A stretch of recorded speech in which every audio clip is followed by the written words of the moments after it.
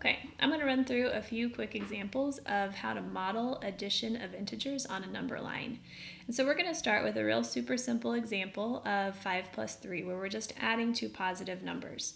So the first number, the 5, tells us where to start on the number line. So there's my beginning place. Then plus 3, when we're adding 3, we know that means to move to the right 3. So I'm just going to go 1, 2, 3. And that leaves us right here at 8. So 5 plus 3 equals 8.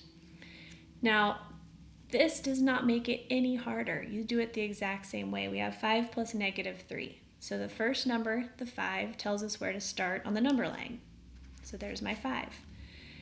If it was just 5 plus 3, then I'd go to the right, just like I did on the previous example. But this negative sign stops me and says, wait, I'm not going to move to the right. I'm adding a negative, so I need to move to the left. So for 5 plus negative 3, you go 1, 2, 3 to the left because it's adding a negative. So we end up here at positive 2. So 5 plus negative 3 equals positive 2. Okay, here's a third example where we have negative 5 plus 3. Do it the same way. That first number tells us where to begin on the number line. So I'm going to put a point on negative 5 this time. And it's just plus 3. When I add 3, I just move to the right 3. So 1, 2, 3. That tells me that when I start at negative 5 and I add 3, I end up at negative 2.